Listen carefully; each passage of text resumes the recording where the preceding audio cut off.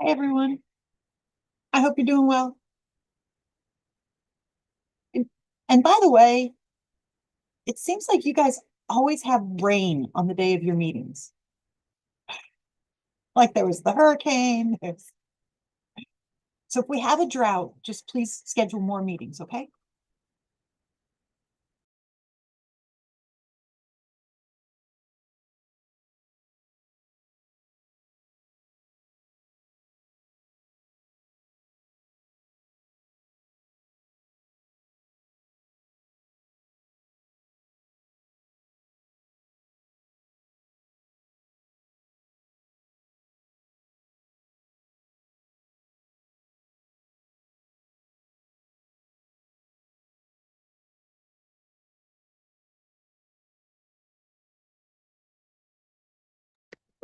All right, can you hear us, Diane? Yes, ma'am. Thank you. Or thank you. Okay. Cool. Okay. Okay, yeah, sure. Good afternoon. Welcome to Maryland Go Team meeting where we'll follow the agenda that's been emailed to you and publicly noticed. Pleased to call this meeting of the Maryland Go Team to order. Our first, oh yeah, at 2:51 p.m. Our first order of business is to call roll. Can you go ahead and do that? Denise, Here. Christy, Here. Addison. Yeah, Ari. Here. Kayla, Here. Becky. Here. Missy, Here.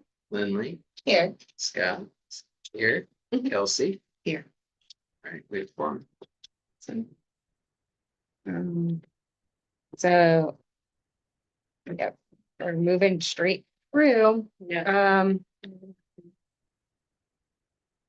So this was the agenda that was mailed to you. The first order of business is to approve the agenda. Are there any changes to the agenda? Is there a motion to approve the agenda? I have a second. Second. All in favor of this agenda? Okay, that looks like it was unanimous.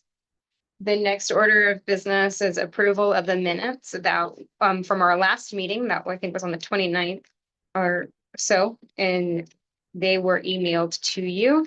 Does anybody have any corrections to those? No? Um, can anybody motion to approve those minutes? Motion. Second. Excellent. All in favor? It's unanimous. All right, this is great. Thanks everybody for your active participation because it helps us get through everything. We never have to play catch up because we are on it. The first discussion item and really the only thing that we have to focus on today is the budget development presentation. These are the meeting norms. I'm just gonna read off the slide. This is a meeting of the Go Team. Only members of the team may participate in the discussion. Any members of the public that are present are here to quietly observe. We invite and welcome contributions of every member and listen to each other. We will follow. Is it locked? No, he's getting a chair. We'll follow the agenda as noticed to the public and stay on task.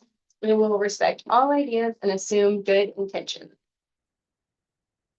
Budget feedback presentation and discussion. So we're here on step 4, budget choices. This is the same kind of step ladder that we talked about last week. We're here on step 5. We're going to talk about the feedback that Denise received whenever she talked about kind of the sample budget that we discussed last meeting. And today we'll vote on the budget as it will move through the process in step 6 and 7. And once those steps occur, we'll have step 8, which is the final budget approval meeting after there's additional review in step 6. So during the Go Team feedback meeting, the principal will share the 25-26 strategic plan breakout and provide an overview of the school's draft budget. I think that Denise did a really great job of aligning the priorities within the slides so that we can discuss it as we go. This meeting provides an opportunity for the GO team to discuss the principal's proposed budget and how it supports our school's programmatic needs and key strategic priorities. Also provides the GO team the opportunity to review and provide feedback on the proposed use of school level flexibility. So this is happening today, February 12th. This is just kind of a placeholder slide, so everybody has it for reference as you're going through the slide deck. This is what we were doing back in 2024 in December.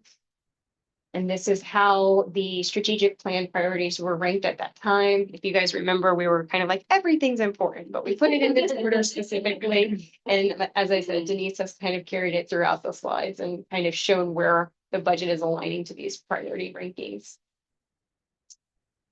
Review of FY 26 signature and turnaround program funding process. The district is piloting a zero-based budgeting process for signature and turnaround program funds this year. Do we have any questions about that? We talked about it quite a bit the last time about what that zero-based budget meant. Okay, nobody has questions? I just want to real quick. Okay. Say that I'm here. Yay. Says I'm sorry for my tardiness. No, and not at all. My very, very, very helpful mother-in-law was just delayed by the rain, so. We are glad that you're here. We yes, also that's talked what about the I rain. put on the record. that, Yeah. Yes, I'm in attendance, yeah.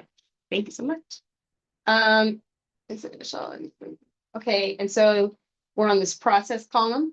Principals will develop proposed requests for the personal and non-personal personnel, sorry, they need to support.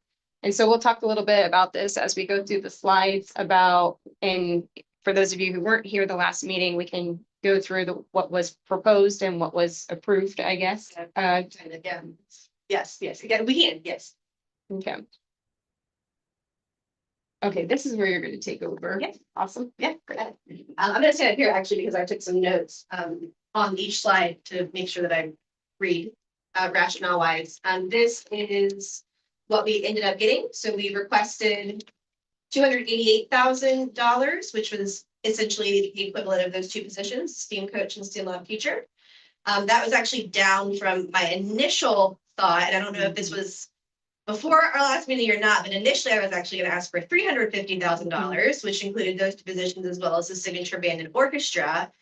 I think that was what you all saw. And then we met as clusters. We met Midtown and Jackson clusters, had a smaller meeting with Ms. Sofianos, and she gave us a little bit more detail and said that we really probably were gonna get close to what we got last year. So I looked at FY 25 and we got 270 in FY 25. So that's when I had to go back to the drawing board, move some things around, shifted the band and orchestra FTEs back to our general staffing tab to request for 288. We got 270 the year before. Unfortunately, we did not get all of that. So we got 212, which is really equivalent to positions. It's just that's the amount that we got. The formula that was used by the district was schools got one equivalent, the equivalent of a coach. And then anywhere from $5,000 to $49,000 based on their programming. So we didn't get any of that because we're not IB. And then additionally got 500 per pupil for costs. So this essentially is the coach position plus $500 per pupil to cover STEM. So yeah. All right, so here we go. Starting off, so proposed staffing. I changed the formatting of the summary tab just because this is the pertinent information and what we need to be looking at. So these are our homeroom classes, and can I just yes. So Yeah, oh yeah. the district gave the same amount of money, that 212 to every elementary school, a No. coach and $500. It's a coach plus. It's based on number of students enrolled. Yeah, I can actually just read. But it was a coach and $500 per person, per student. That's what the district gave every elementary school. Plus the extra 5,000. All right, let me go ahead and read it. This is the formula. 1.0 FTE at the instructional coach average salary. required supplemental fees between $5,000 and $49,500, depending on software dues and agency visits. I'm sorry, and it was not 500, and $100 per pupil to support your flexible request materials or supplies. So that formula makes up a different number for each school, but for us, it ended up being probably much closer to what we asked for than many, right? Like Lynn was talking about, some like middle and high schools who have huge staffs and whatnot are really, really in the hole, whereas we're not as badly off, for sure. Disappointing, but manageable. Sure. Yeah. Would have loved to have had the formula printed. But I think that now we're just kind of working with what we got. So hopefully moving forward, we'll get those things in the process a little bit earlier for the next go round. Okay, so our summary tab overview. So we've got funded and staffed, very similar to what you saw last time. The funding did not change for our teachers here. This is the same funding that we had previously when we reviewed. I called out here the class size. So what's really important to all of us here, both staff, students, and parents, is small class sizes. So if we just took what we were funded, that would end up with 23 to 24 kids per class in second grade. Not that bad, definitely higher than all of our sister schools. Our sister schools have generally between 18 and 20 kids per class, K2. And then fourth grade would have had 29 kids per class because they're funded at 30 kids per class, and we happen to have 89. Yeah, 89. No. Yes, so if we had one more kid, we had more than 90. So if we had two more kids, we would have earned another teacher because they're funded at 30. So that's a bummer. But if we reallocate some of our FTEs and have 4 teachers in second grade and 4 teachers in fourth grade, that reduces our class sizes. That speaks to priority 2, using data to inform instruction. We know that data shows that smaller class sizes bring better outcomes for students. Lower student-teacher ratios are always a plus. And then for priority number 1, thinking about our specials classes, aligning our resources with our mission and vision to be STEAM certified. This aligns with that priority because we're keeping our STEM lab teacher, which was not funded. We're having to fund it. Utilizing obviously a portion of those signature funds to cover that position. And then keeping our band and orchestra and board language offerings to support our STEAM certification process. Okay. This is our kind of like support teachers. So ESOL, EIP, GATE, and special ed, funded and staffed. We've got an ESOL. We have a 0.1 staff member for ESOL because we don't have a whole lot of kiddos who qualify as English language learners at Mary Lynn. We are not funded any EIP teachers. We currently have 1.5 EIP teachers. So reducing that a little bit to 1.1. I'll explain soon where the 0.1 comes into play. Our GATE teachers, similar to what we saw at the allocation, allocated 5.5. Essentially, if you want to think of it like this, it's not apples to apples, but 2 of those gifted teacher positions, you could consider us using 2 of those positions in second and fourth grade to reduce class size. So if you're looking for apples to apples, that's a kind of an easy way to look at it. It's not an equivalent because we also are funding a STEM lab teacher and some other positions that we weren't, like band and orchestra. So it's not equal, but you can think of it that way. Interrelated, we're funded at 2. I'm proposing to increase that to 2.5. And then let me see, all the rest are what we're funded, we are staffed. And so rationale regarding our priorities, let me just take a look at my notes. So priority 2.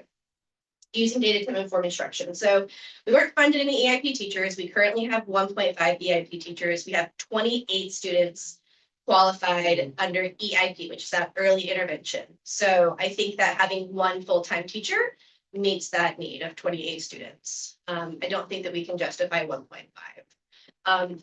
We also, 0.5 positions are sticky because they kind of get you into a hole where if 1.5 of the position goes away, you have to either find another half of a position to fill that person's time or find another school to share a person with. So it's tricky because you want to talk about positions versus people, but at some point, staffing is a consideration, right? So, I think that potentially moving that to a special ed role is the way to go.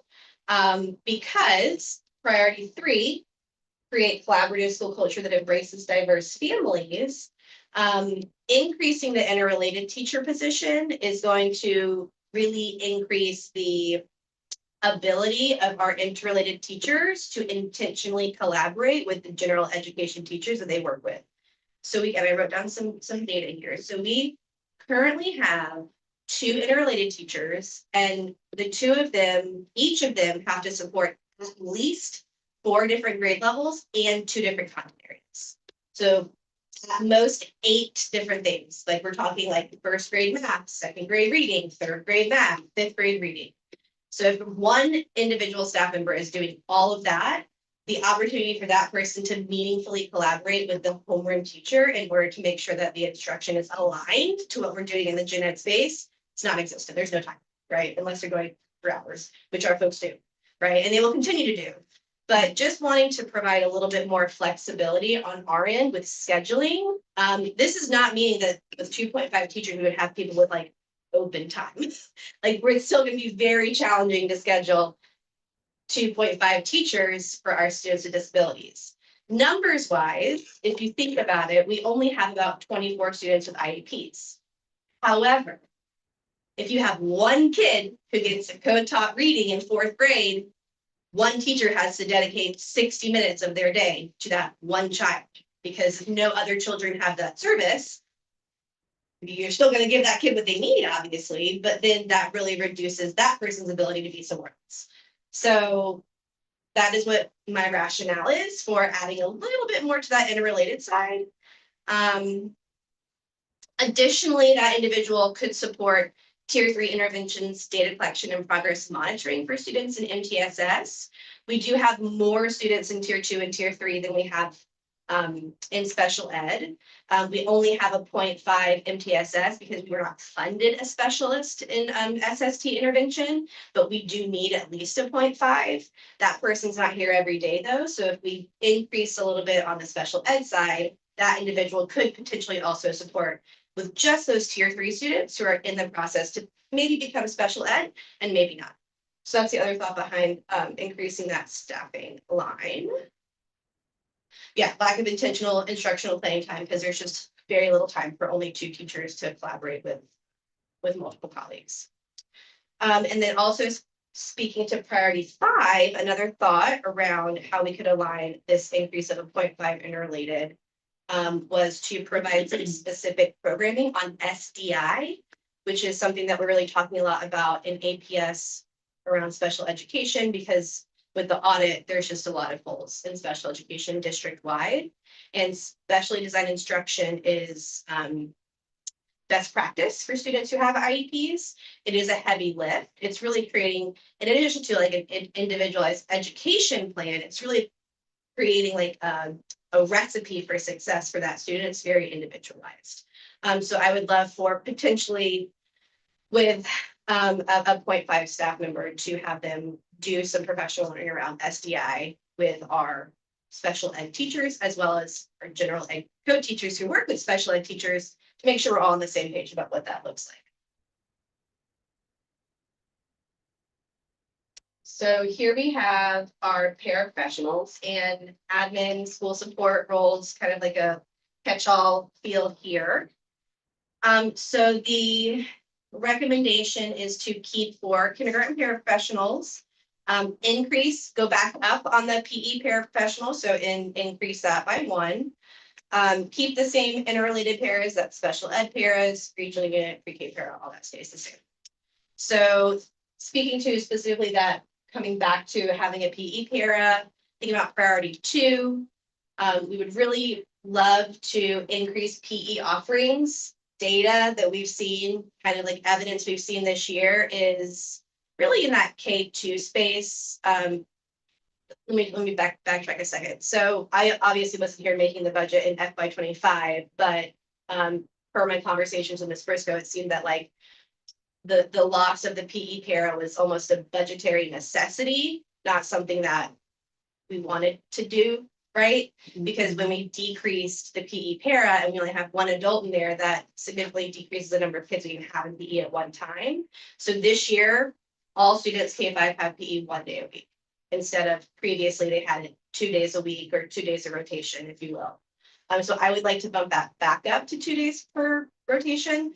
We're actually building out a 6-day specials rotation instead of 5-day, just to create a little more consistency around all the one-off things we have, Spanish, counseling, library. So anyway, that's going really deep in the weeds to say, I think that if we have the money to have a PE para, giving our kids the opportunity to have PE twice a week is something that we should invest in. And I know that we've seen a lot of wiggly bodies in our classrooms in K2. Because we've had to increase our noodle dances because they're not going to PE twice a week. And, you know, my son, who's in 1st grade, his favorite day of the week is Friday because that's when he goes to PE, despite, you know, having me as a mom, like, but you love math, right? And he's like, yeah, but PE. So, so if we have the money, I think that that's a slam dunk. It's probably just so low. Okay. So boring. Sure, right, exactly. Can I ask one question real Yeah. quick? Can you explain more about what the role of the interrelated pairs are?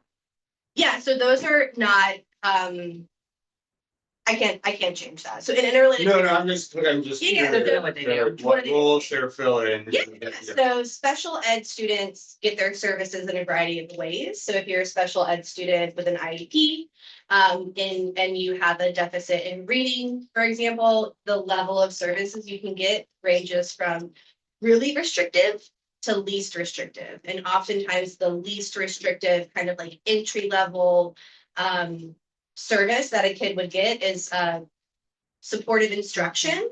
And supportive instruction is having a paraprofessional support you in the general ed classroom. So it's kind of a less restrictive model for special ed services. So the para literally just, so much like Dr. Porter, a special ed teacher, if she's doing a 60-minute co-taught segment, that means Dr. Porter goes into the general ed classroom and co-teaches with that teacher for 60 minutes to provide that service. But with a para, it's almost exactly the same, except for it's not a certified teacher. They're going in less as a co-teacher and more of a supportive role to support the gen ed teacher. So that's kind of what they do. It's similar, but just not certified. But they're like float between. And they very much so, like the special ed teachers see 2nd grade, kindergarten, 5th grade, 4th grade. They're bebopping all over. They're all over the place. And I mean, I'm just gonna ask it, so you can say yes. Yeah. But do you think that 2.0 on that is enough for like our current like demand in that area? You know, that is less of an issue than the teachers, and that's for a couple of reasons. I appreciate you asking. I would always love to have more paraprofessionals because they are the meat, the bones and the muscles, and they run around and are supportive in so many ways. But because they're not certified folks, they're not providing instruction, they're just supporting instruction. So there's less need for them to They really plan. are. Yeah, sure. But there's less of a need for them to actually sit down at the planning table. Yeah. Whereas with the co-teachers, we really want them to be able to dig into the lesson plans. So that's kind of why the increase there would help lift that burden. Whereas right now, you know, our 2 folks are managing it pretty well. Yeah. Discussion, I don't know if this is discussion time. Yeah. But is the SRO, you think we need a full-time SRO? I was told that APS I cannot requirements do still? That's what I was told that that is That's what I've immovable. That was voted on by the board to give every elementary school a school resource officer. not give, to require them to use money from their budget for the SRO. Right? So they give us money that they make us pay for it. Right. That's right, that's right. Yeah, that was unfortunately shot down, but I've got some other ideas. Specifically around supporting school counseling, which I think is very important, and I'm so glad that we talked about it last time. So I don't think that there are any changes over here. Oh, school clerk. So right now we have a 1.0 school clerk, so that's a full-time position, right? Challenges that exist are we really need extended hours in the practice. it would be really great if somebody could come in the front office like at 6:45. Mm. Get the sub stuff ready, prepare for the day, right? But if a full-time person comes in at 6:45 and they leave at 1:30, right? Because full-time hours are set 7.5. So wanting to open this up for a little bit of flexibility by getting rid of a full-time school clerk position and replacing it with 2 hourly positions, so they could kind of sandwich the day.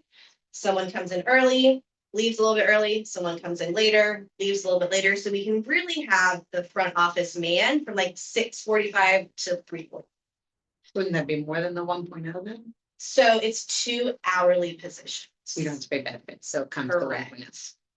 So really, cost breakdown wise, it's almost the exact same cost for us to have 2 of these hourly positions and then versus the 1 full-time position.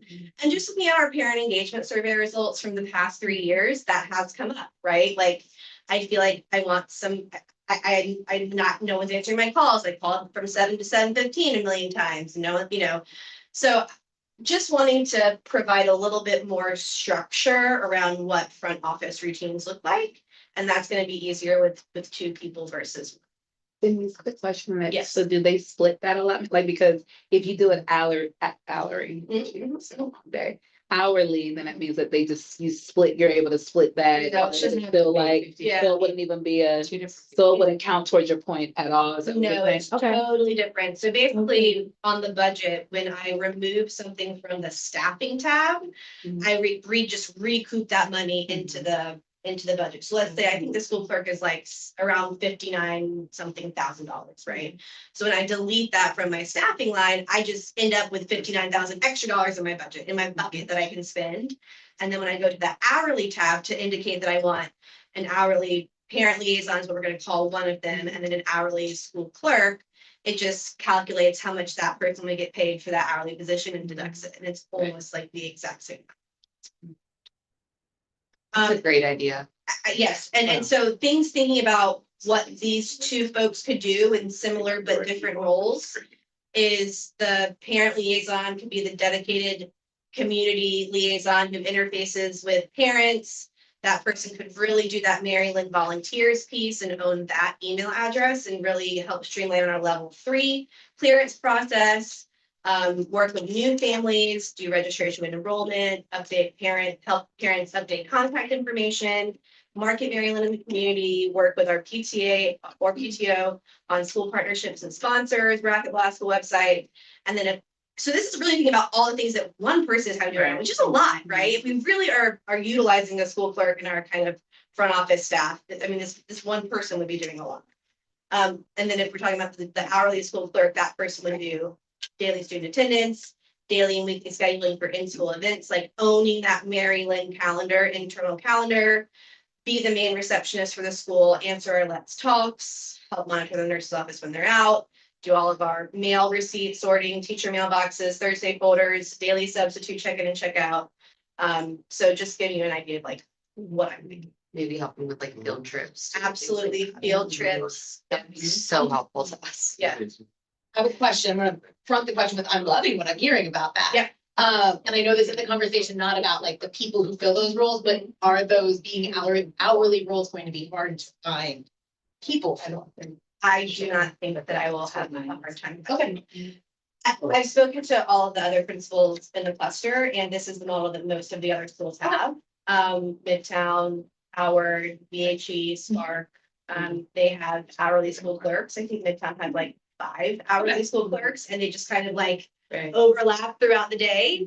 And make it work. Are you like aiming for like some community, like, is it? Sure. Yeah, because I'm thinking into the parent liaison part. And Like that part I'm glad you from the brought that up, community. because that is how Spark has it, and they've had it for a while, is the parent liaison is hourly over at Spark, and she's a former parent who knows the community. Saturdays at Midtown too. Yeah, a lot of the Parent. towns are parents. And this also attracts retired teachers who want Yeah. some hours, but they don't want this full-time. They don't want to come back and they want to relax. Like I know Kristen Guthrie say, I want to kick my feet up at the She desk. does, you know, yes, absolutely. But not all day. This opens the door for that, right? Yeah.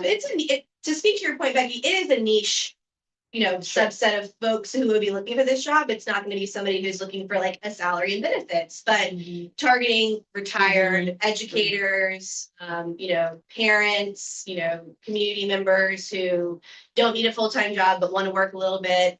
I know we have a couple of folks who sub with us often who might be interested in doing that. Yeah. So it's not, if we know who to look for, I don't think that it's gonna be hard, because That we're makes gonna look in sense. these specific spaces. Is there any more conversation with Great. Ms. Glover and Ms.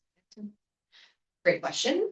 I will get to that, but remember, we're talking about positions and not people. I know. I know, and they're amazing. And at the very, very least, obviously, they'll be around subbing whenever we need somebody. But I have an idea that would be open to retired educators to apply for, and they are in that category. So if they wanted to apply for it, they could. To say that vaguely, but not so vaguely. All right. Let me see if I said everything. Will your other things remain the same, like with your, like your bookkeep, because we don't, because I We don't have the don't think, I didn't think so, okay. We don't have a bookkeeper. That's just money that I guess has been recouped and distributed elsewhere. Everything else is the same, yeah. One principal, one AP, one secretary, the 2 hourly folks covering the school clerk role, and then everything else is the same. All right. So fun. All right, so student support roles. So this is where the fun stuff happens. Okay, so I'm just gonna go ahead and go through my priority notes, and that's gonna speak to whatever is different in here. So priority 1, obviously, is our STEAM coach right here. We're not funded a STEAM coach. We want to staff that. Good afternoon. Yeah, it's all right. To the front office for further pickup, guys, or come on down to the front office. Thank you. Okay, so STEAM coach obviously is needed to bring consistency to our STEM programming and achieve the goal of certification by the end of the 26-27 school year. Stephanie and I are rocking and rolling. We have a meeting with the Georgia DOE STEAM coordinator the week after winter break. We're getting in there, all right? We are officially in the phased process. When did that last time we met?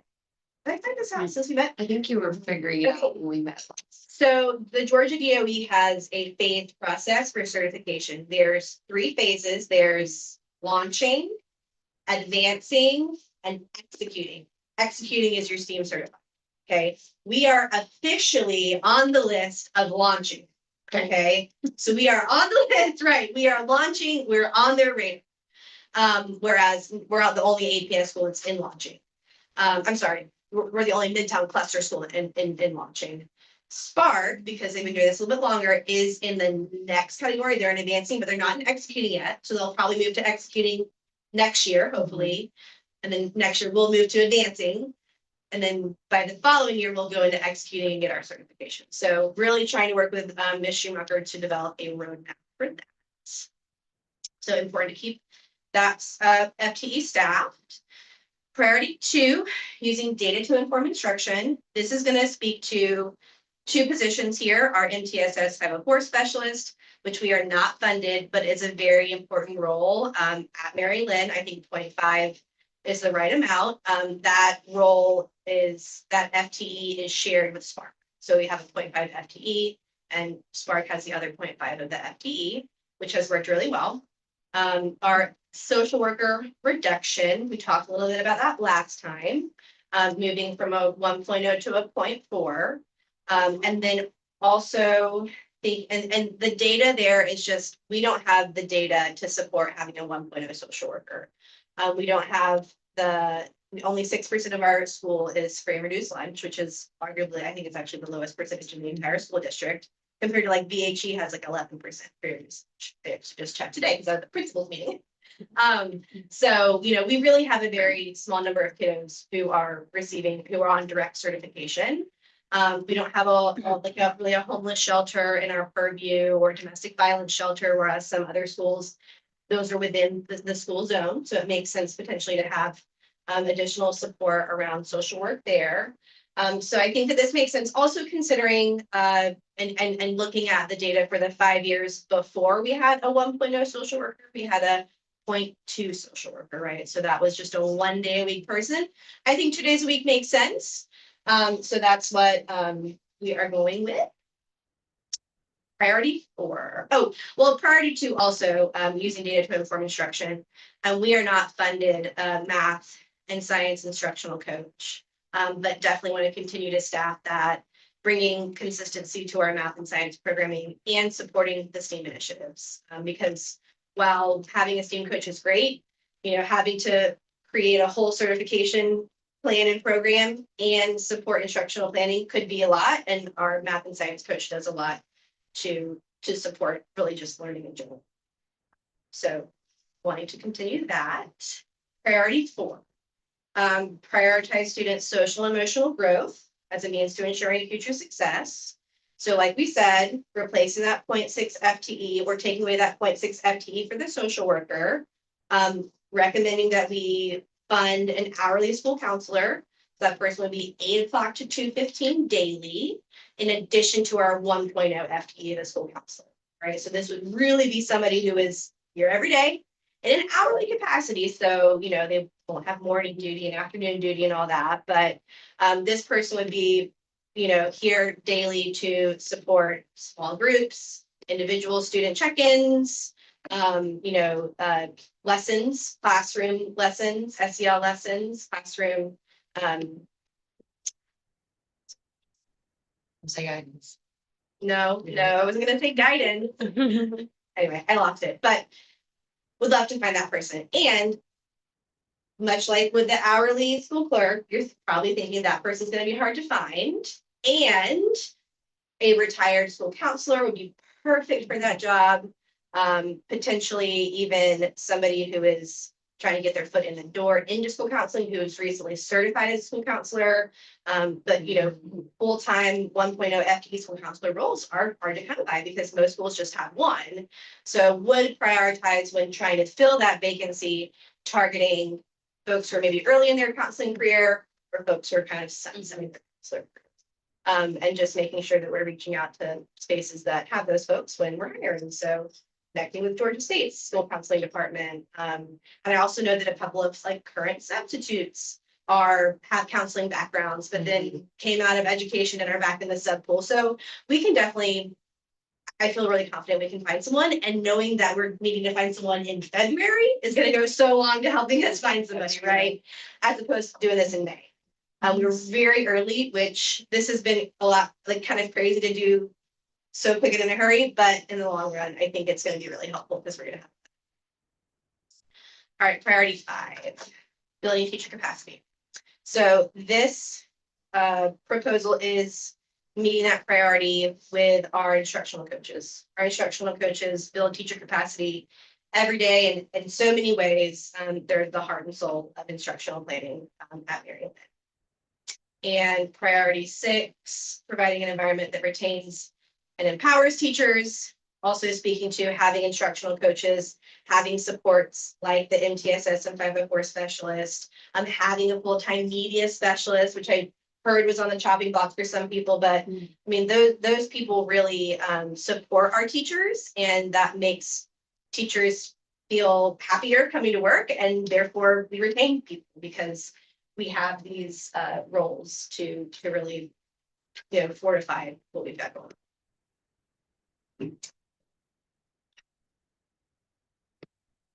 Non-staffing. So this is the interesting one. So this is that hourly tab I was talking to you about. So really trying to lean in to some of these hourly positions because we really get a lot of bang for our buck. And once again, like I said, starting early is going to really go a long way to finding really great folks to fill these roles. So priority 1, in order to be STEAM certified, we need to have lots of visits to other STEAM schools. Ms. Schumacher was at one today, just to see what they've got going on. And it's actually a part of your certification requirement is you have to visit other schools that already have STEAM certification. So in order to do that, we need class coverage. And as Missy said, we're not going to have the in-person permanent subs next year. That line item was cut from everyone's budget. So that is why I am proposing these two hourly teacher roles. And the hourly teacher roles would be similar to that hourly school counselor role, 8 o'clock to 2:15 every day. They are on site and they are present to provide that coverage.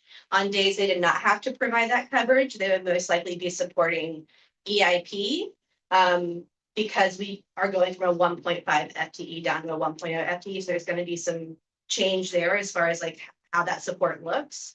So you could potentially use those hourly teachers to also support EIP and really just be a support anywhere and everywhere, because you know, the vision here is that this is similar to the in-person permanent subs, right? I'm not saying names, but that is the idea, is that we can bring on these two hourly teachers and they could serve in a similar capacity. And I will say that I'm sure the staff can agree that having two in-person permanent subs has been a game changer. Oh my gosh. Yes. Just and having two phenomenal people, right? Who are, now we can talk about people who were just so on it, knowledgeable, just a real asset. And so people who are instructionally minded, right? These are people who know teaching, right? They're not just, somebody who, you know, got laid off their job in marketing and wants to be a sub, right? These are like educators, so. What is your 8-hour hourly teacher? That's a great question. So thinking specifically about supporting 4th and 5th grade EIP, there may be somebody who used to work at Mary Lynn who is interested in working for a few hours a week. And I know that they will do a very good job working with those students. So that is that. Happy to talk more. And What would be the particular focus of the work? maybe. STEAM or is it? Well, no, 4th and 5th grade EIP. Oh, okay. 4th and 5th grade Yeah, EIP, because we're reducing that 0.5 FTE. So this year we have a 1.0 FTE for EIP 1 through 3 and a 0.5 EIP for 0.5 FTE for EIP 4th and 5th grade. So this is the nod at ensuring that at the very least we have a plan for supporting those 4th and 5th graders in EIP at a reduced, level, but still there's something, right? There's something guaranteed that we know we can kind of fall back on. So they'd specifically be with fourth and correct. Yes.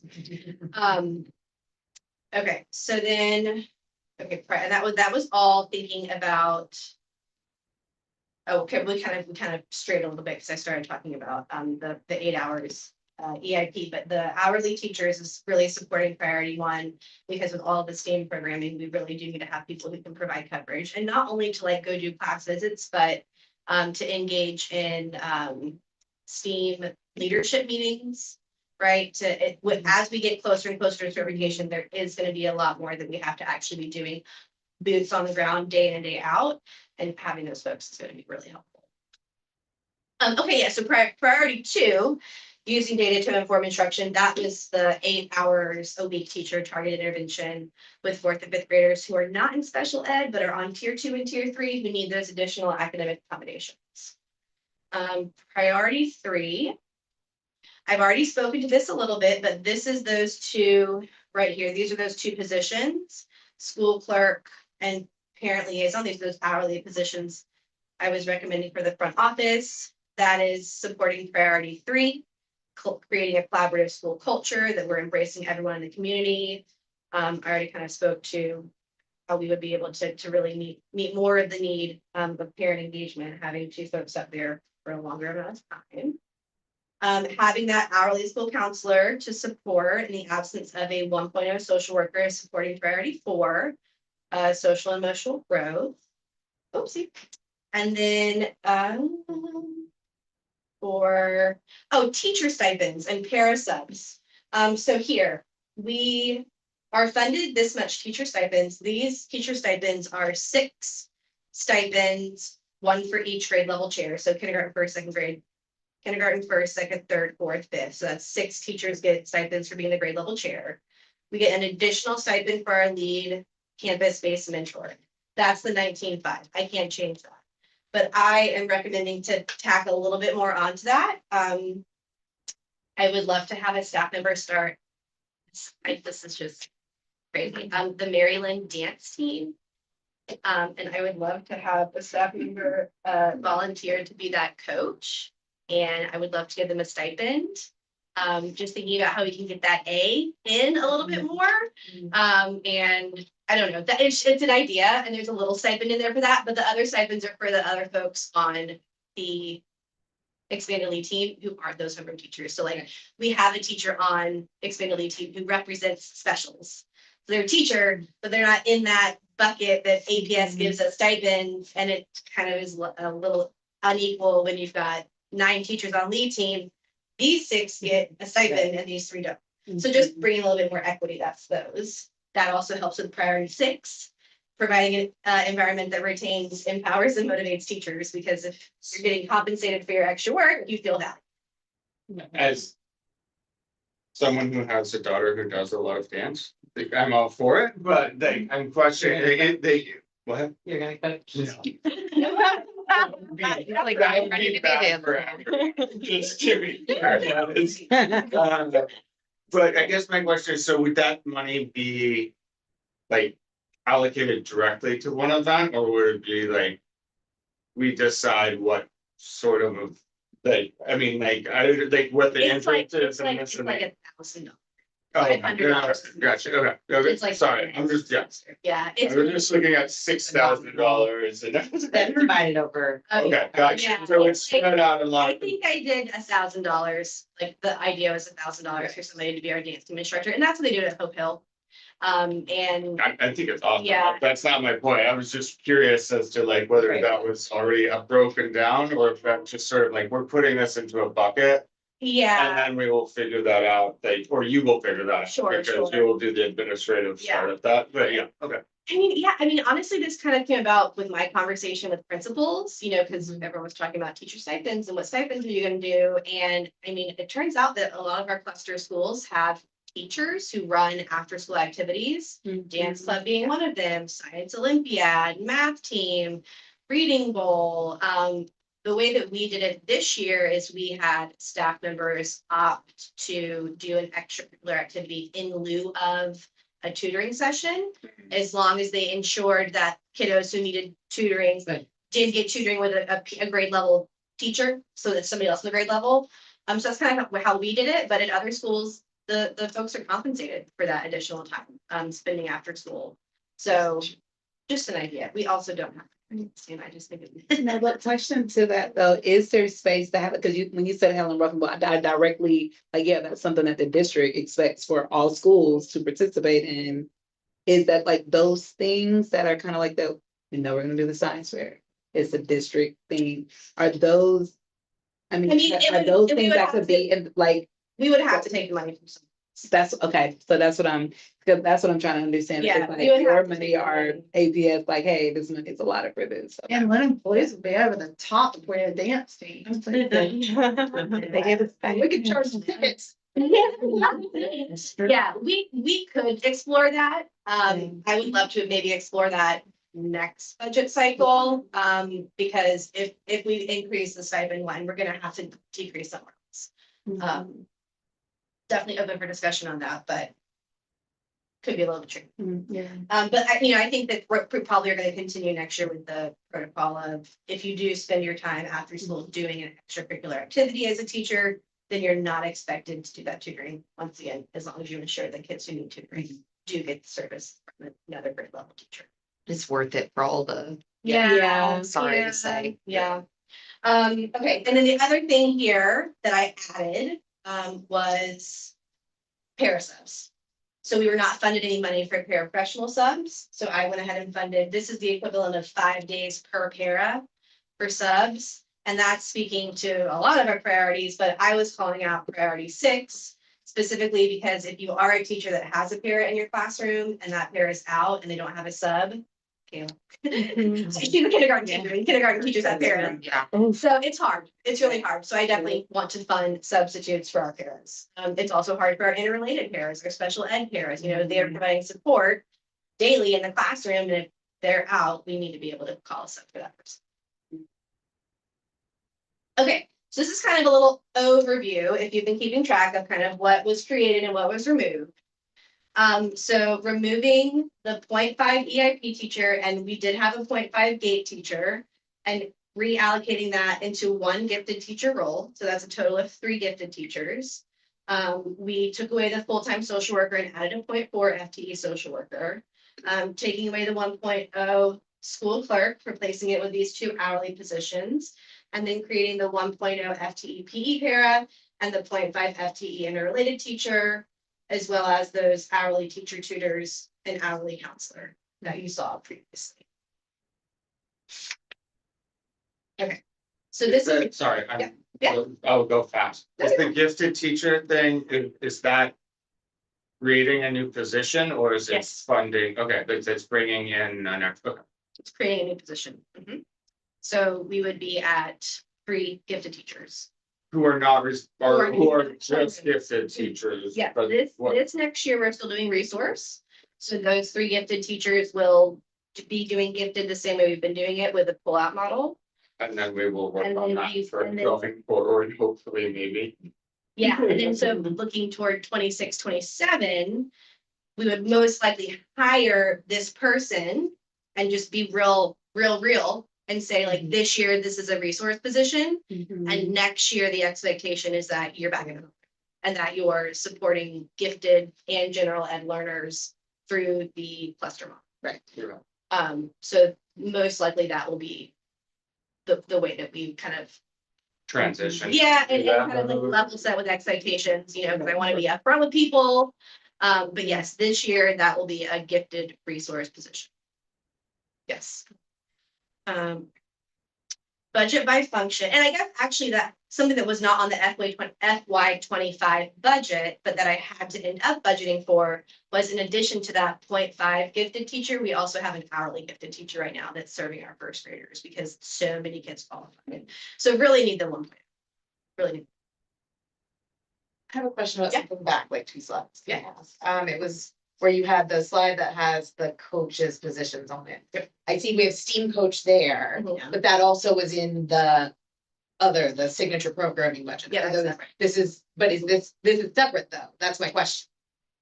Cause it's asking if there, it's but it's also in the other. Same budget doesn't have to go toward a particular person. That's just where you. get It's not in 2 places. That's what I was confused about. It- Okay. It used to, yes, it was in 2 places on the budget. It's on the signature programming Yeah. tab and on my staffing tab. But the signature programming tab is not pulling funds. It's just more of a Gotcha. placeholder. That makes So, sense. yes, good question. Because we did not want to pay for 2. I mean, I love STEAM and I would totally pay 2 STEAM coaches, but If somebody else were paying for it. yeah, that's all right. We would not recommend paying for 2 at this point. So this is our budget by function. This is just a layout of where our money's going. Let me just move this little guy right here so you can see the total. Okay.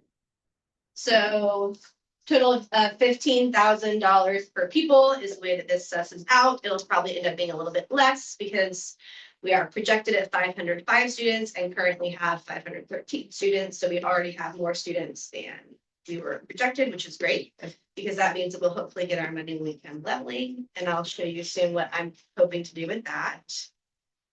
This is budget by function. This is the graph of the data you just. And then now we get to assess. So we can go through these questions and, or not. I mean, Chrissy, how do you want to do it? I mean, we can go through these questions. We can kind of open it up for questions and comments. Yeah, Well, I'm sorry, I didn't mean.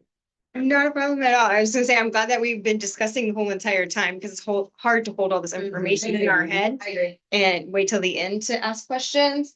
But I think that if there are any lingering questions, if anybody does have slides they want to go back to and just digest them again in context of having had everything presented, like now's the time to do it. I do have a question about all the hourly positions. Yeah. I think you said a few times that the other schools are doing something similar. And so is that well supported by the district? Do you think that the district is going to accept this kind of proposal from you? Yes. They'd probably prefer it. Even with all these hourly positions I created, we have far fewer than all the other schools. I mean, if I literally was sitting between Morningside and VHE's principals today, we're all looking at our budget. And I'm like, how many hourly people do you have? I mean, we still have few. A lot of people do hourly for every pair. Right. So you don't have to pay. A lot of schools have every single paraprofessional as an. So it used to be here. And then it switched. When it comes to hourly versus like a half-time or part position, like how different is a half-time position with benefits than an hourly position with no benefits, money-wise? Hourly is much cheaper. Okay. Hourly is much cheaper. I'm trying to think if I know one off the top of my head. I mean, if you just look at this, right, so. Yeah. At least So, in the state. Go health back to department, the it's school 60. counselor. so this your one- time, yeah. yeah, so this is a school counselor that can be here every day from 8 o'clock to 2:15 for $57,000. It's about $100,000 less than a full-time school counselor. Yeah. Okay. $100,000. I have a question. Yeah. So we just got raises last year. Mhm.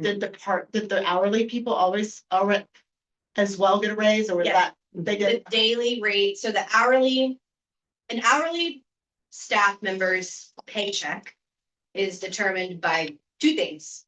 Their hourly rate and the number of hours they work, period, right? We don't get subs for these people, right? We don't, there's no benefits included.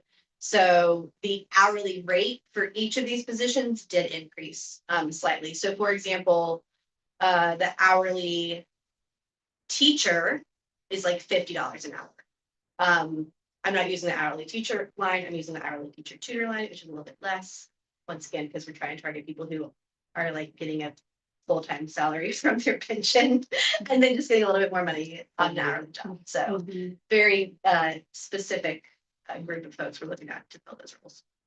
I have a question. So I know previously when you were considering some of the hourly positions and I know PE was one you spoke of, did you decide to do that full time, or is that one that would be? So, I mean, there's certainly opportunity there. The problem is that, unless you can recoup $131,000 to buy a full teacher, it doesn't really make sense. So I did absolutely go back and forth with shifting a few different things to hourly and not hourly. But when it came down to it, even if I changed the 1.0 para to an hourly para, it was like $30,000, which is good, but that $30,000 wasn't going to take us over the mark to add another position, if that makes sense. I could add another hourly position, but I think that going from right now we have 2 hourly positions to like 6 in 1 year is probably right. And let's see how that works out, and then consider adding hourly positions as well. Something I'm also thinking about for future thinking is, we do have full-time paras here at Mary Lynn, and I absolutely would not want to pull a full-time job out from under somebody without being able to offer, them another full-time position instead. So my plan is, as our paraprofessionals move on to bigger and better things, because a lot of our paras are getting their teacher certification and are wanting to be lead teachers, which is awesome. I do plan on, when I rehire, I'm going to rehire hourly folks. So hopefully we can gain back a little bit of money there, but that'll be over the course of a couple of years. So as those full-time folks fall off, we'll replace them with hourly paras, and really targeting folks, once again, beginning of their career and the end of it, right? So talking about some of the best paras I've had are like 23-year-old Georgia State students who are like in their 3rd year of their teaching or school counseling or whatever, program they're in, and they need an hourly job to make some money, and they don't need benefits because they're still on their parents' plan. Yeah, sure. Okay, baby, is it Yeah. 26? Yeah. But that brought me to the follow-up, the part B of that question then is looping back to what you were saying about if it's hourly, you don't have to have a sub, they don't get a sub if they're out. It was something you said, it was something We you said don't, about. Could, because you could do like a half day. It's a new. Right. So that's what. System. It's a nuance, like for example, we've gotten, exactly, like. Being somebody's. Right, kindergarten, you can find it's, Right. And so that's what I was curious about with all of, You wouldn't need it. with the other hourly, like with those situations, like hypothetically, your hourly counselor, right? Mhm. Something happens, they're not able to be, then what does that, because we have a sub, and like when custodian's out, we get a sub for custodian, or all that. So I was just curious of how does that work if it does. So we can pay for a sub. It's just, I didn't budget for it. So like, Out of that specific. you see what I'm saying? Like, Mhm. so when I'm budgeting for 5 days of sub pay for 8 paras, Mhm. that's 5 times 8. So I'm essentially paying for us to have a substitute in the school building for 40 distinct days, Mhm. right? So if an hourly para or hourly school counselor or anybody is out, I essentially can put in a sub for a full-time Mhm. counterpart, and they could cover that role, and they would get paid out of the full-time first, bucket You not have account. counselors. Yes. Yeah, it was just, that was the But first time everybody that was a, What you need. yeah, that was the Yeah. first thing. I mean, and I also know, yeah, there's a few folks that I know are like subs that are retired counselors, like Miss Perry, she's my favorite. Oh, good try. She's a retired school I didn't counselor. realize that track about, yeah. Yeah. Okay. Yeah. One question, if you don't mind pulling a couple Yep. slides back, Which one? to the pretty much the last one with this, this one. So there's like this $45,000 in the not stuffing tab that's like dashed on the actual, is that like something you're allocating to some other? So the district field trips and supplies, 45,000, is that just going to your pool to spend on other things? Okay, because we are not spending that. Okay, but this is something we get.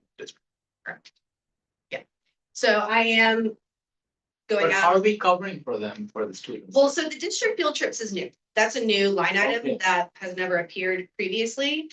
I think that what they're trying to do, this is what it seems like, is it's hard to explain, but previously and currently, actually, this school year, when we pay the district for field trips, we pay out of our checking account. It seems like they're trying to transition to having us pay for field trips from our general ledger. And I think that's what this line item is for. Most schools don't have their student body pay for field trips because their student body cannot pay for field trips, because they have a very high percentage of students who are on very reduced lunch and low income. We ask parents to pay for field trips, and we obviously will pay for field trips for students who have financial need. We have a very generous community. Sometimes folks pay for 2 field trip, costs for the year. So we don't need this line item. Supplies, I would love to have that line item. However, knowing how successful our Maryland Foundation and PTA continue to be, I would much rather pay for people with that money. But that being said, if I can go ahead and we're not leaving discussion, I want to discuss, but I want to also talk about this and have this on your radar as we're discussing. This is what these are ideas I have for how we can potentially use this $115,000 that's being withheld until leveling. Okay. I'm feeling real confident that we're going to be over projection at leveling. Okay. Because once again, we're already over it. Okay. So it's tracking good. If we are over projection at leveling, I will get this money. Okay. Terry at VHE is going to get like 140,000. So he's like, I'll just get a teacher. I'm like, because it's not enough for a teacher. But because a teacher's 131,000, but we could do some of these things. So aligning with our priorities, thinking about priorities 1 and 6, allocating some number of dollars to supplies and STEAM programming, which is the blank one here, right? That's this blank line. Thinking about supplies, signature programming, resources, whatever you want to call it, would allocate, I put 15,000, 15, 20, 25. We'll know better in September of 2025 what we need that money for. That's speaking to priorities 1 and 6. Priority 2, using data to inform instruction. So depending on the needs of our new students, right? Depending on the needs of the students who have pushed us over projection, we could consider using some of that money for additional hourly positions. It's hard to find great full-time folks in September unless somebody hasn't moved recently, or, there's a variety of reasons people could be looking for a job in September. But I think that an hourly would probably be the way to go, as opposed to looking for like a 0.5 teacher, because those, once again, get real sticky after you have them for 1 year. Priority 3, creating collaborative school culture and building teacher capacity.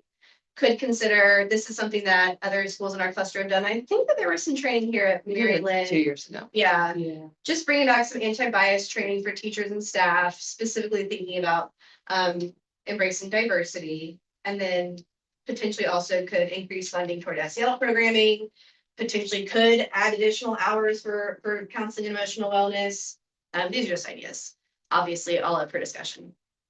I think you could also potentially add some funds for the gate training of the teachers.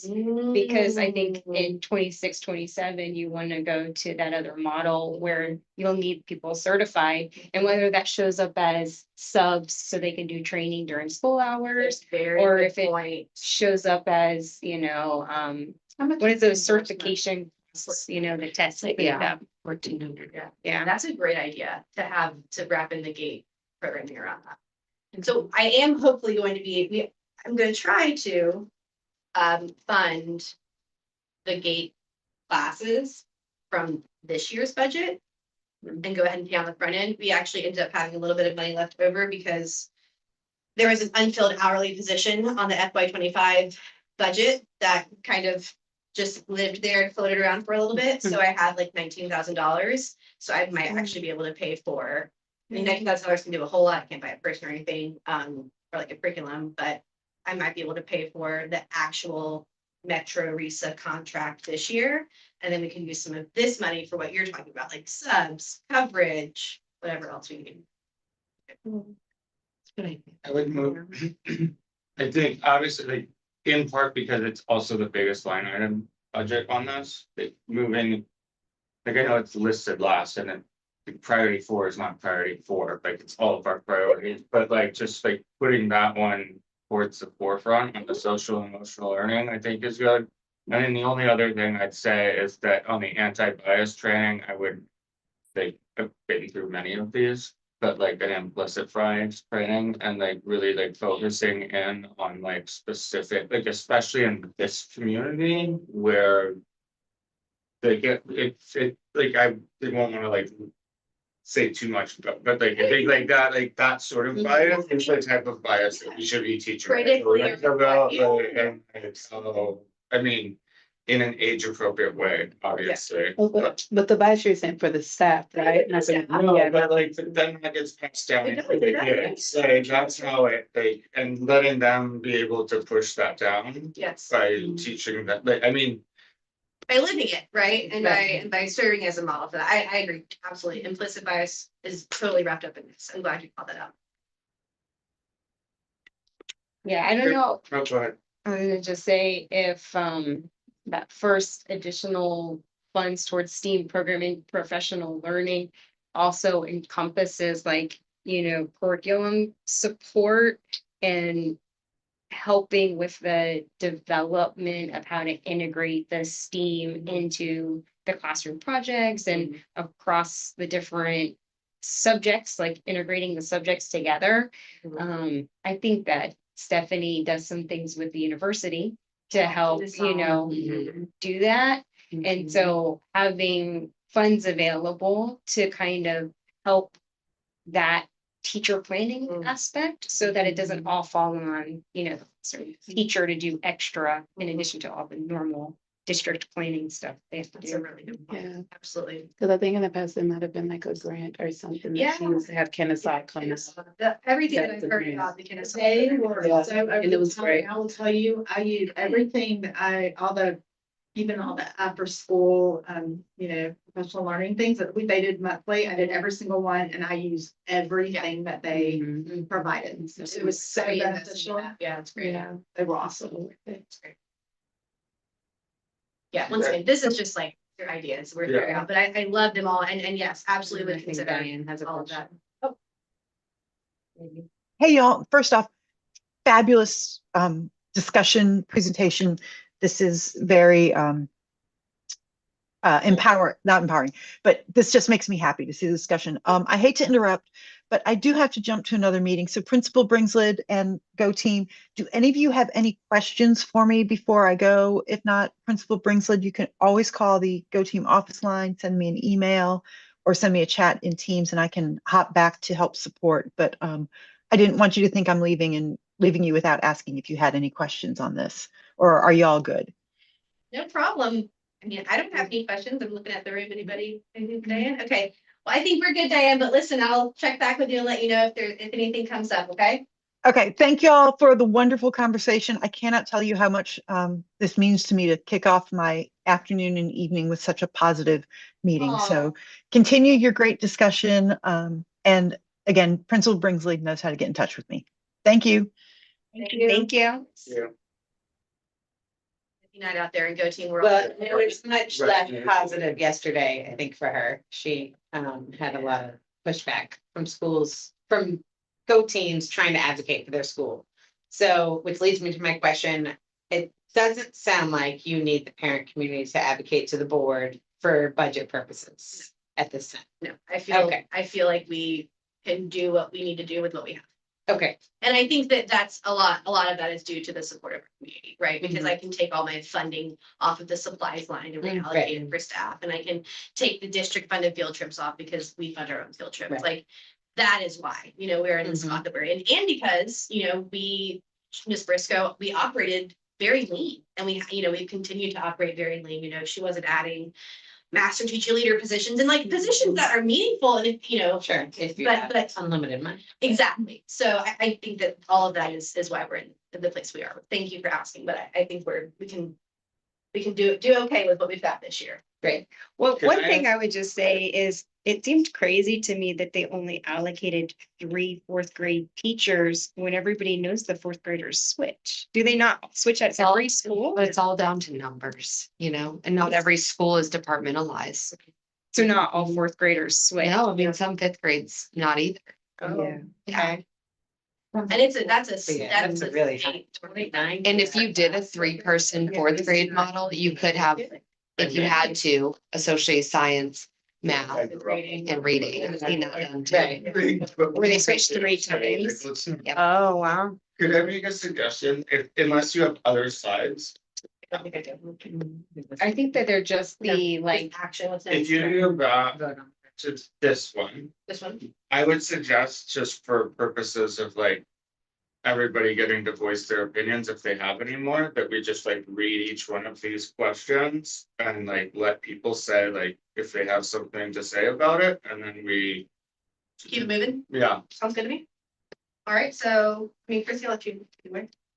just the first bullet point, does this budget proposal as a whole effectively support our school's strategic priorities? I think yes, 100%. I Feel think comfortable with that. Very, very much. it was helpful that she put them in the slides as we went. and we were Yes. able to talk about it as we went along. Number 2, how do the principal's proposed changes directly support priorities in our strategic plan? Can we clearly connect each adjustment to a strategic goal? Yes. Yeah. Yeah. Yes, very clear. Yeah. Number 3, if new positions, resources, or programs are being added, what data or feedback supports these changes? How will we measure their impact? I would like to see, like, I think the use of hourly positions to support things is like a very positive suggestion, but we need to see who we're getting into those Agreed. positions Yep. and like how that works over the next year and whether they're fulfilling those roles in a like Mhm. impactful way rather than a I'm retired and I'd like some more money way. I'm just making sure that that's happening, but like that's something we can measure over the year and say, do you want that? And I will say honestly, just anecdotally, with my experience at 2 other schools in the cluster, I found that hourly folks, were, it kind of goes against what you would think, right? If it's a lower paying job or if there's no benefits, but it's all about finding the right people. And once again, I would not, I just plain would not be suggesting that we hire these hourly folks if it was June, because we wouldn't find them. Right. The fact that we're so far ahead of the game is what makes me feel confident we can find the right people.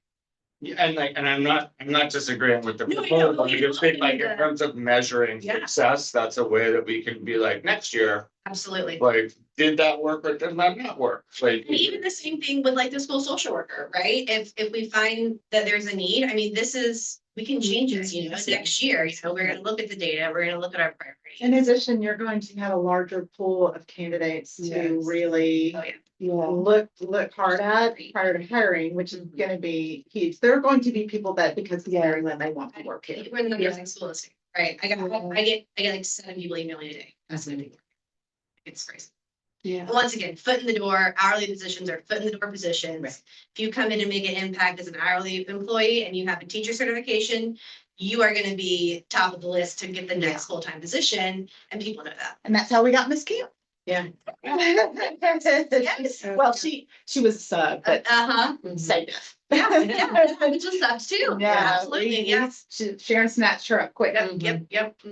I have a just thought, I don't know how we would get the data, but I would be very interested to see what's the bonus, I could say bonus, not bonus, so with the part-time counselor, that addition. I would be very curious, I don't know what we could create to try to see what the before and We after could of. invest as a school in the past.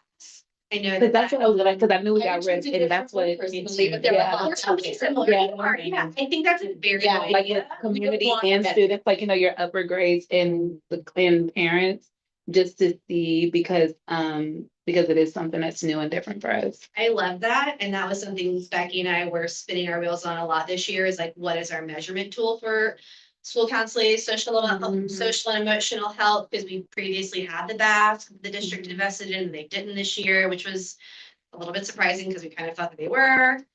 So I think that finding a tool to measure the impact is something we definitely want to do next There year. are significantly less expensive and even free tools that we could leverage. Love it. And we definitely can talk more about that because I think that would be a real priority because you don't want to start something and have no way to prove that it was worth it. Mhm.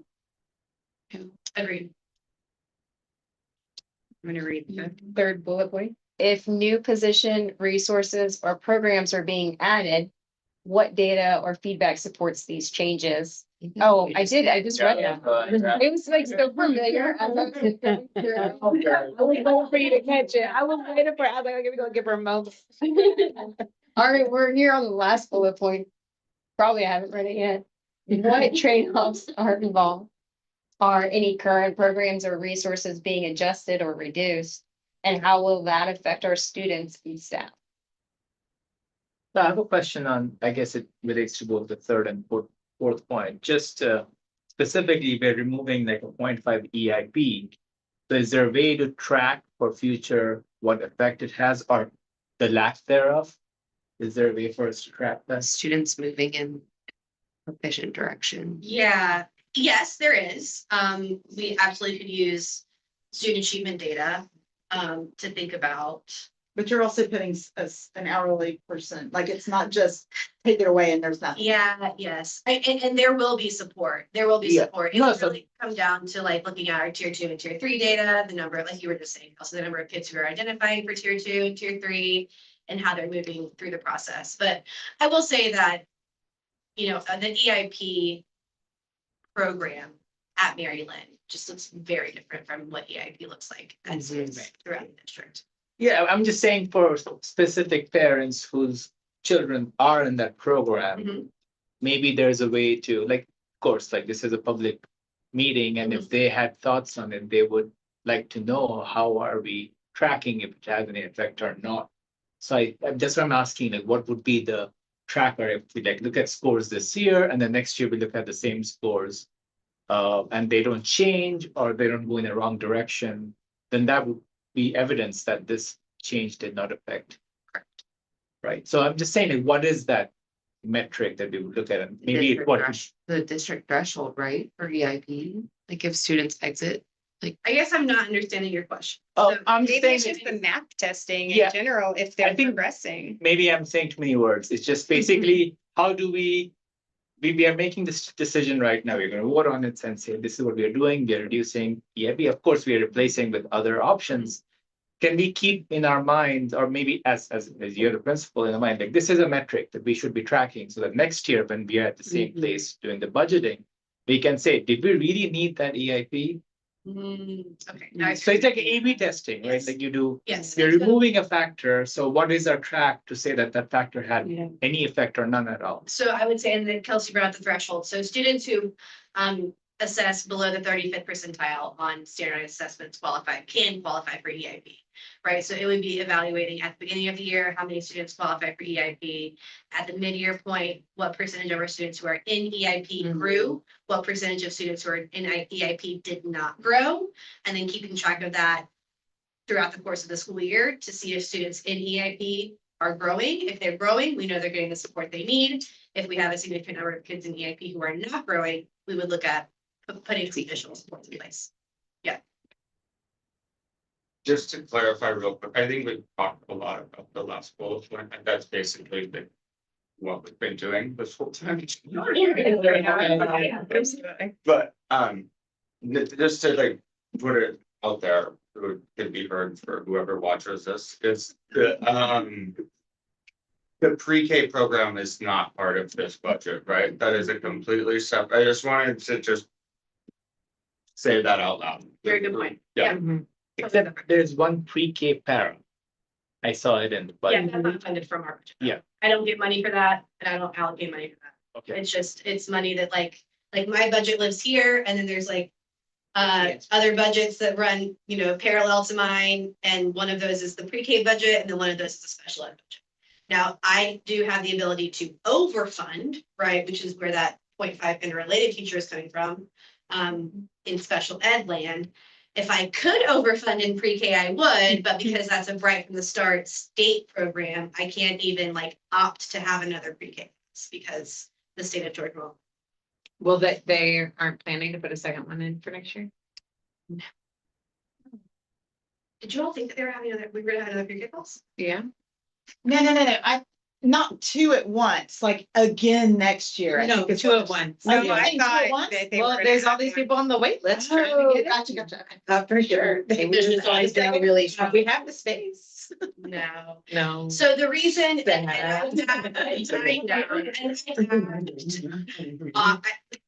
We asked Spark, we asked BHE, I know now we're asking Mary Lynn. It's not based on the difference with pre-K is that it's a state program. Sure. Right, so when the right from the start and Office of Early Learning in the Georgia Department of Education looks at where to place pre-K classes, they don't look at school districts, they don't look at clusters, they don't look at anything, they look at the number of 4-year-olds who reside in a specific geographical location. And then there's a maximum number of pre-K seats, not even classes, seats that they will provide in a specific geographic location based on how many 4-year-olds live there. And because we're at the maximum for our area, because it also includes like the YWCA, pre-K lottery, there's a Georgia lottery pre-K, yes, yeah. Would that change if universal pre-K became a priority to the state level? That's many. Kids,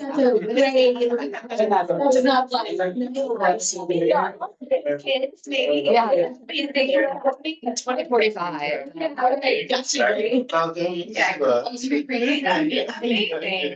But No. I have a really We can specific talk to her. question about one of the budget slides Great. that I was thinking about. And I think I know how to phrase. It's on slide 15, if that, you have the number. Oh, yeah. One where there's a couple of 0.5 positions there. Yes. So hypothetically,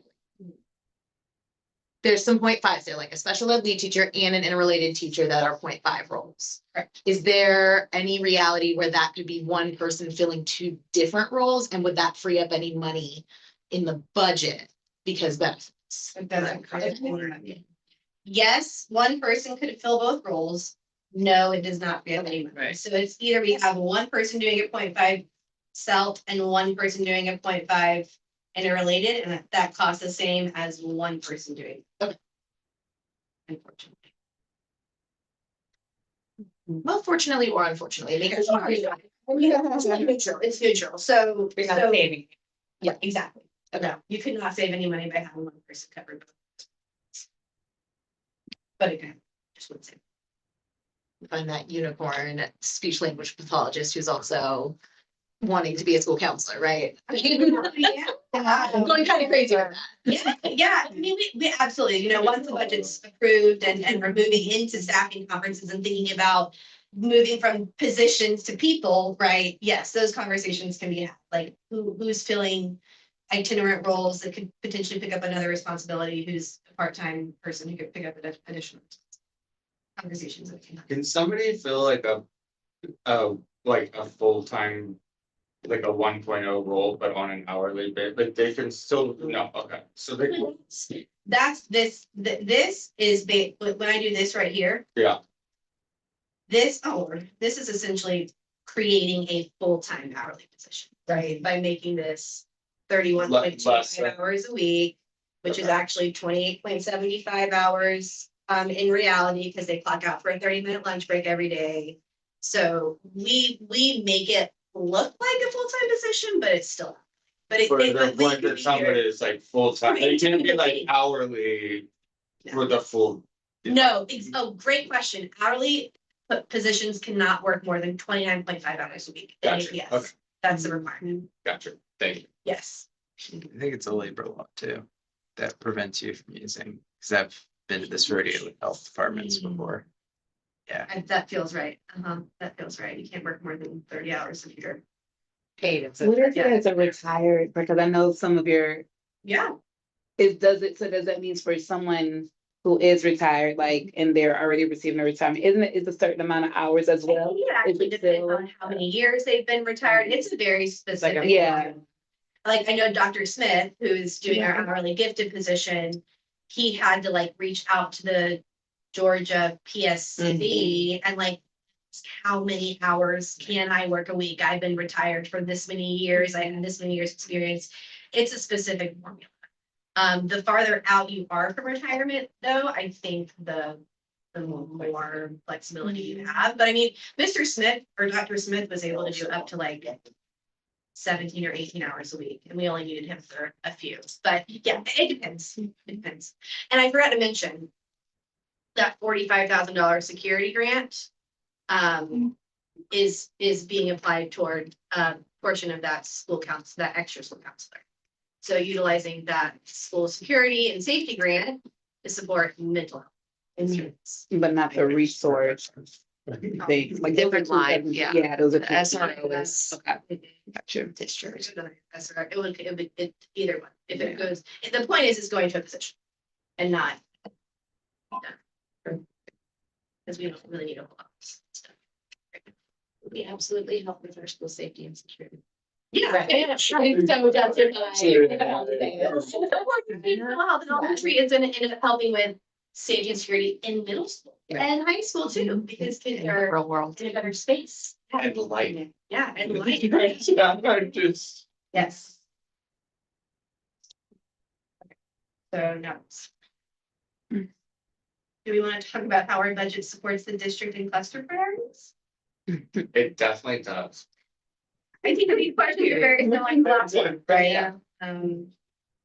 Your dance team idea supports them transitioning to Howard, who has a dance team. So, There you go.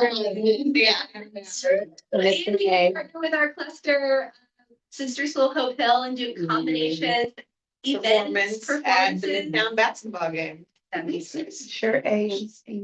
Got the AC, y'all say. Yeah.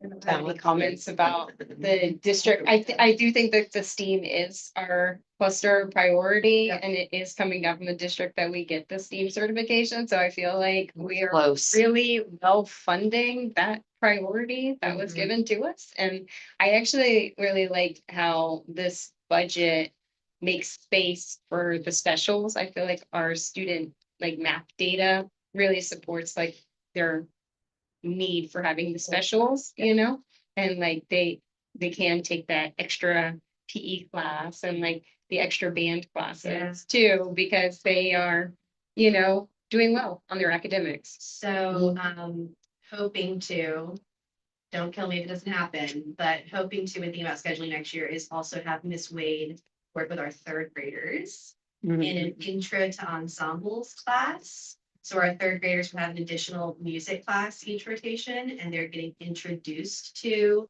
instrument so that when they get to fourth grade and they can choose to be in band orchestra, they can make an informed decision. So increasing the amount of times that our third graders have music every week. So she'll be here. No, Oh. it's Still still gonna gonna do both. outside. Okay. It's just the The way way scheduling, that the the- scheduling worked out, six and special. we're having her in the afternoon next year, because DHE wants her in the morning, so she'll be here in the afternoon, and she'll be able to see her fourth and fifth grade. Oh, I love You that. like that idea? Now, you know, I love that schedule. You do. I know you do, because It's a good schedule. Yeah, Absolutely. Brainless can attest. that. Uh-huh. Yeah, their Yeah. brain is fried by the end of the day, so Yeah. specials at Mhm. the end of the day is. and these Sorry, y'all. really good. Sorry, for specials. Third, fourth, and fifth grade. Yes. Really good for third. You're literally just talking about that today. Kindergarten won't have the first one, Kayla. It won't be As the long as we don't have the It first, won't be the first one. as long, I can, anything but the first. It won't be. We had that for fifth grade one year too, and it was. It's hard. with the It's kindergarten. painful. Kindergarten, I've just realized that middle of the day is the best for, like, somewhere sandwiched in the middle, because by that time they're like, all right, what are we doing? We're still here. Right. Yeah. We're I'm still supposed to take a there. nap. No, I don't get to take a No, nap they need anymore. that. I need a That's their break. life. Yeah. Yeah. No, their schedule is perfect. All right, we did already look at this slide. Does anybody else have any comments about plans for leveling if we get to do that? And I think, remember this year? This came up and I was like, I don't know where to find that slide from last year. It was slashed, wasn't it? Yeah, I remember yeah. that. So now that we have this, we can, when this conversation comes up, we get to talk about it again. So Right. this is a preliminary and open for discussion whenever. it happens. Denise, when they level, how soon do those funds become? Immediately. Yeah. Immediately, for after the first 10 days. That's that warm body count that we do. Yeah, yeah, okay, that's good. Okay.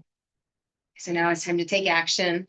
Can I get a motion to vote on this budget? Oh, so sorry. Oh, can you walk through the process? We vote on the budget today or on the draft budget? We're voting on this draft budget that was proposed here. And then there'll be 2 more meetings that Denise will go through. And then on March 12th is our final meeting, and that I just will be wanted the to clarify. Yeah. Yep. Yeah. Mhm. So, I motion to approve the draft budget. so we don't. Second. Okay, all those in favor of this draft budget? So unanimous. You did good. You Yeah. did good. Y'all, I've worked a lot of hours on those. Yeah, but it helps to have a principal who is also math. I know, I know. And thinks about the potentials. Calculators, I mean, it's incredible. Yeah, the Excel spreadsheets don't scare me, so that's not a common sentiment among educators. I think the hourly positions really put like a lot of freedom into that budget. It did. Yeah. And it's something that I'm excited to explore, hopeful that it turns out being super beneficial, but open to, And you feel for, like, I mean, I know we've already voted on this and that's done, but that you feel very confident in your ability to fill those hourly I do. positions. I do, I really do. No, I believe. I know that I some feel that folks- too, that's why I voted yes, but I just think. That some folks don't, but I just think that, I don't know, I do. I've always been able to find good folks. Once again, it's the timeline, right? Yeah. I don't think that at any point in the school year, I would say yes, right? But the fact that we are so ahead of the game, I do feel very confident. Once again, if it was June, I would not be saying let's hire 6 hourly people, because I don't think that we would have time to find. But yeah, I just think warm bodies and having the lower like adult to student ratio in the building is super helpful. Yeah. Okay, so we already said what we're gonna do next month. I don't know exactly the dates that you have these meetings. It looks like, maybe you're gonna meet during winter break, which seems wrong, but it's good, right? I think, so. I don't actually know if I have that scheduled yet, but my staffing conference is the 27th. I know that. So yes, I will be meeting with Ms. Sofianos and our staffing director, Matt Rogers, some point next week. I think I might do this Friday. Anyway, to do a quick review and then some actual staffing conference February 27th. And then any changes, shifts that need to happen as a result of those two meetings. Hopefully there aren't any. I don't know if there are going to be any. I'm not predicting there will be any, but if there are, I would present those to you in March and let you know why they changed. It would be solely due to feedback from the cluster super for HR. It's a semi-related question. Due to all these schools having such budget cuts, do you think Dr. Johnson is backing off closing schools? That is a good question. That's kind of what's being circulated out there in the APS. I mean, now I will definitely say that the first part of the school year, that was There's a lot of talk about big it. conversation, and then it definitely went from like 100 to Correct. 0 when we started talking budget. So that tracks. Okay. I also think that Dr. Johnson is gonna continue moving in a forward direction because he's moving quick and in a hurry. So I He's don't- very I don't know. pragmatic in his approach, and I think he's gonna look at what the data shows. And see where it is. But There was a there timeline. was a definite discussion. Right, very. Yeah. No, but it was something about like next spring, there would be like. Next. I don't remember it so specifically, but there was something about that made me read it as, oh, okay, so, you know, my friends who work at schools that are worried have at least a year of security. Well, yeah, he was never That's how gonna it close goes. it. But I do remember seeing like a 3 to 5 year time here. But they were very, I was just curious. they were very. That's what I'm like, hearing on the. Interesting, yeah. interesting mentions of our utilization rate and how we're going to like adjust for that. And like across the, not ours, but. I was like, wait. No, sorry, I'm sorry, let me, like across the The district. districts. I mean, the utilization rate is low. It's low.